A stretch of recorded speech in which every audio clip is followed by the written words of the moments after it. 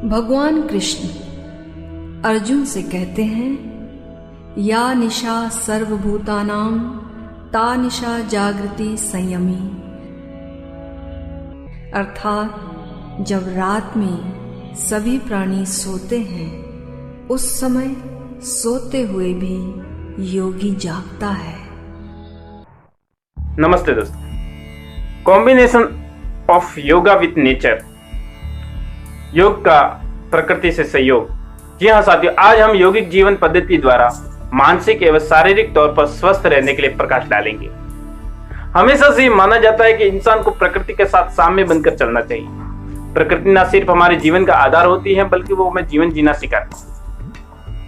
लेकिन हम आधुनिक बनने की होड़ में हम प्रकृति या प्राकृतिक वस्तुओं से दूर होते चले गए। यही वो वजह है जिससे हमारे शरीर में रोग बीमारी आ जाती है। जो बुखार तक पहले लोगों को कभी कभी सुनने तक नहीं मिलता था, अब बुखार आना सामान्य बात हो गई है।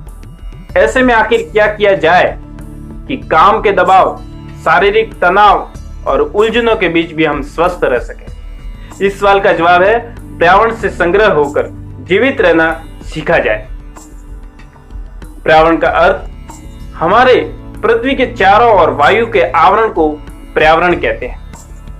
पर्यावरण में हो रहे परिवर्तन का सभी जीवों पर सीधा प्रभाव पड़ता है। अगर पर्यावरण शुद्ध स्वस्थ है तो हम सभी जीव स्वस्थ रहेंगे, लेकिन पर्यावरण प्रदूषण हो जाता है तो हम सभी जीवों पर बुरा प्रभाव पड़ता है।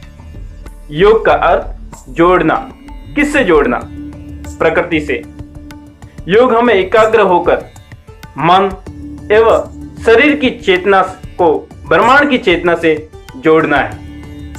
योग मानव एवं प्रकृति के बीच परिपूर्ण सहयोग है। प्राचीन युग में हम सभी को प्राकृतिक के नियम की जानकारी थी, इसलिए रोग नहीं थे। जब प्रकृति के नियम भूलते गए तब रोग पैदा हुए और रोग के निदान के लिए योग की आवश्यकता पड़ी, ताकि हम वापस लौट सके, प्रकृति को समझ सके।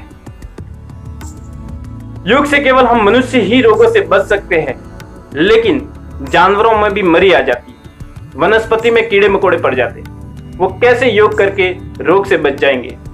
इसलिए हमें प्राकृतिक वातावरण को सर्वप्रथम दूषित होने से बचाना चाहिए, क्योंकि एक योगी भी श्वास इसी वातावरण से लेता है। तो आओ हम एक बार लौट चले फिर प्रकृति की ओर विचारेंगे।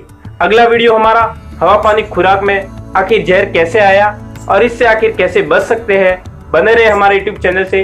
धन्यवाद।